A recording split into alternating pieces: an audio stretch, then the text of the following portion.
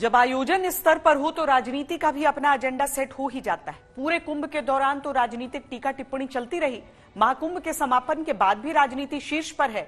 एक प्रश्न ये भी उठ रहा है कि जिस बड़ी संख्या में सनातन धर्मावलंबी प्रयागराज में जुटे, क्या वो राजनीति के सनातन काल का भी उद्घोष कर रहे हैं?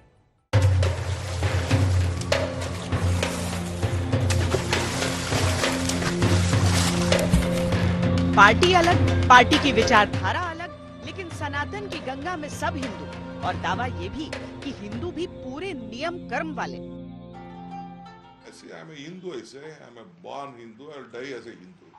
मैं तो ये पिछले 3 कुंभ में मैं यहाँ पर स्नान करने आया हूँ।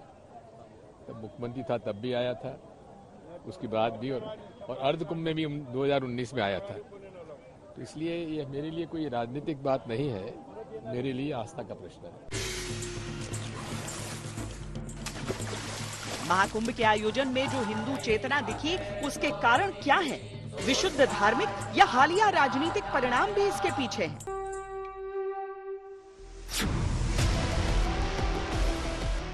क्या अयोध्या सम्मिलित फैजाबाद में बीजेपी की लोकसभा हार के बाद जिस तरह की राजनीति ने जगह ली, उसके कारण हिंदुत्व का असर बढ़ा?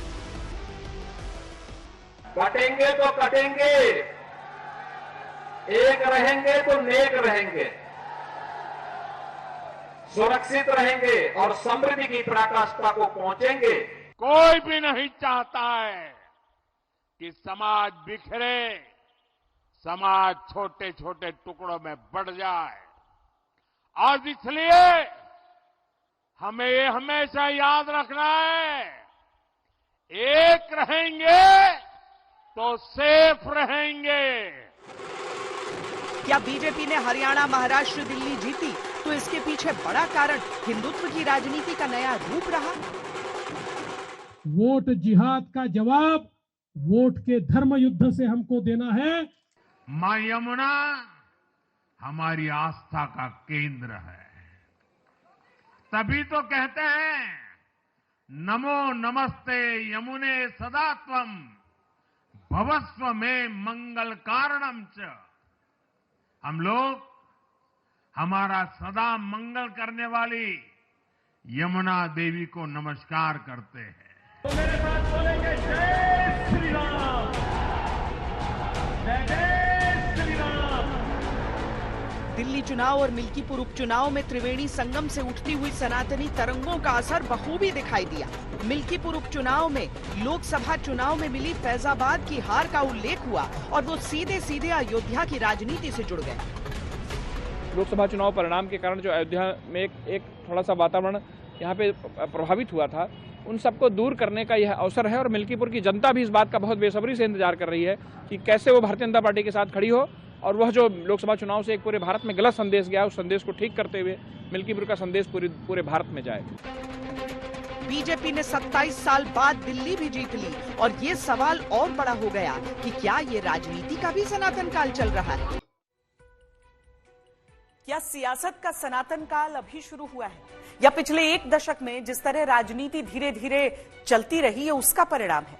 प्रधानमंत्री की गंगा आरतियां, मंदिरों का भ्रमण, पूजा अर्चना के साथ दुनिया भर में मंदिर मंदिर परिक्रमा के साथ अयोध्या का नवनिर्माण, दीपोत्सव के भव्य कार्यक्रमों के माध्यम से सनातन परंपराओं का धार्मिक चित्रण देश के हिंदू मानस के पटल पर अंकित होता गया।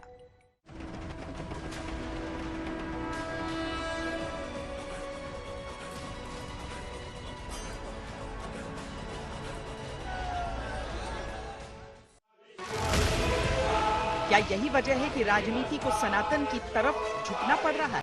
न मेरा है न तेरा है, ये हिंदुस्तान सबका है। नहीं समझी गई ये बात तो नुकसान सबका है। हजारों रास्ते खोजे गए उस तक पहुंचने के, मगर पहुंचे हुए ये कह गए भगवान सबका है।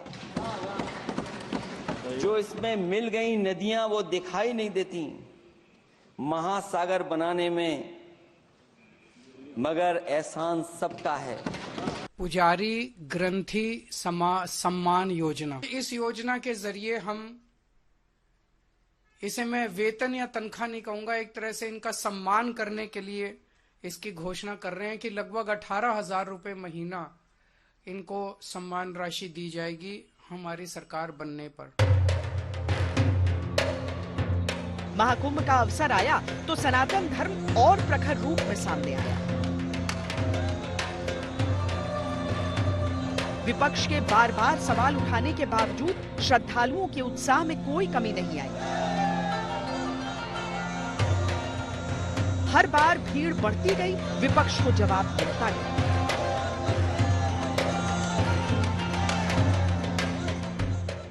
अरे भाई, गंगा में डुबकी लेने से गरीबी दूर होती क्या? आपको खाना मिलता पेट को? अरे जब बच्चा भूखा मर रहा है, बच्चा स्कूल में नहीं जा रहा है, मजदूरों को मजदूरी नहीं मिल रही है, जब ये है तो ये लोग जाकर हजारों रुपए खर्च करके कंपटीशन पे डुबकियां मार रहे। कंपटीशन में एक डुबकी मारता दूसरा, और जब तक वो टीवी में अच्छा नहीं आता तब तक डुबकी मारते रहते। एक दफा हज को गया था, 2-3 दफा मैं उम्रा को गया हूँ। वहाँ भी लाखों लोग आते हैं, लेकिन उनका इंतजाम कैसा होता है, डिसिप्लिन कैसी होती है, वैसा यहाँ दिखाई नहीं देता। जो गंगा का पानी है, संगम पे जो पानी है, त्रिवेणी में जो पानी है, वो स्नान करने लायक भी नहीं है। मैं तो इस मौके पर कहूंगा, चाहे वो यूपी पॉल्यूशन बोर्ड के डेटा हो या सेंट्रल पॉल्यूशन बोर्ड का डेटा हो जो मेरे हाथ में है, बीजेपी के सभी नेताओं को सिंटेक्स टंकी भर के दी जाए, उनके घरों पे पहुंचाया जाए विशेष गाड़ी से, जिससे वो अपना खाना बनाएं, उसी पानी से स्नान करें, और जब समय आए तब पीते भी रहें दवाई के रूप में। सवाल आस्था का है, लिहाजा सरकार पर सवाल उठे, पर सनातन परंपरा का पालन भी हुआ। आज हमें भी मौका मिला है। मैं आज महाकुंभ में स्नान कर करके जा रहा हूं। मैंने 11 डुबकी लगाई हैं। आप दूसरों को उपदेश दे रहे हैं लेकिन चुपचाप स्नान करके चले आ रहे हैं। ये बड़ी विडंबना वाली स्थिति है। और अच्छा होता पूरे समाजवादी परिवार को लेके गए होते, आगे पीछे चच्चों को भी लेके चले गए होते, तो कम से कम 2013 में तो मैं उनकी मजबूरी मान सकता था। कम से कम 2025 में तो करवा करके पुणे के भागीदार बना देते।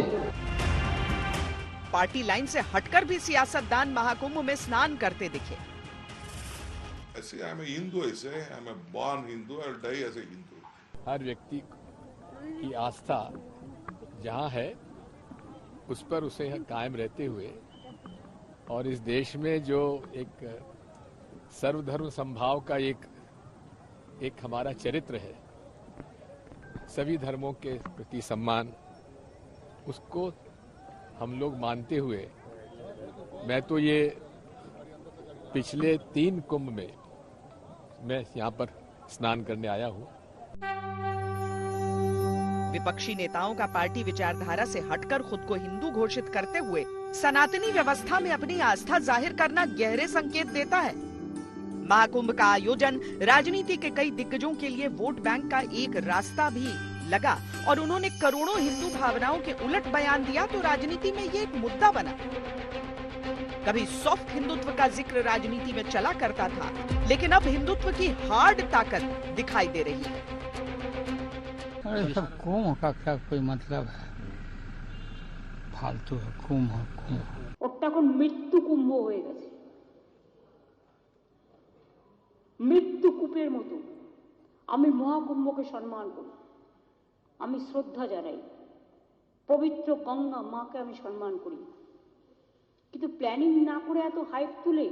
देखिए, मुस्लिम तुष्टीकरण की राजनीति करने वालों से यह अपेक्षा नहीं की जा सकती है कि वो महाकुंभ जैसे इतने सफल और इतने भव्य आयोजन के बारे में पॉजिटिव बोलेंगे।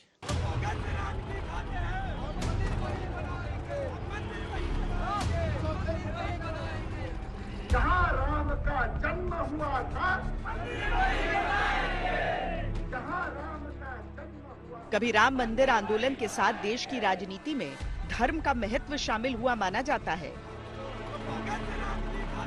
जबकि सच्चाई ये है कि देश की आजादी के साथ ही धर्म और सनातनी मान्यताएं सियासत का हिस्सा थीं, लेकिन तब सवाल वर्गों के बीच वोट बैंक का हुआ करता था।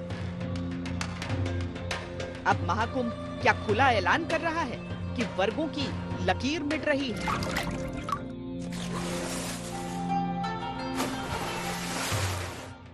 बड़े आयोजन के साथ, भेदभाव तो किसी के साथ नहीं हुआ। मुझे याद है हर जाति मत और मजहब के लोग अगर आए हैं श्रद्धा भाव के साथ तो उन्होंने आस्था की पवित्र डुबकी भी लगाई। हाँ, अगर कोई चिढ़ाने के लिए आया है तो वहां पर उनको वैसे दुत्कार करके भगा भी दिया गया, और ये होना भी चाहिए।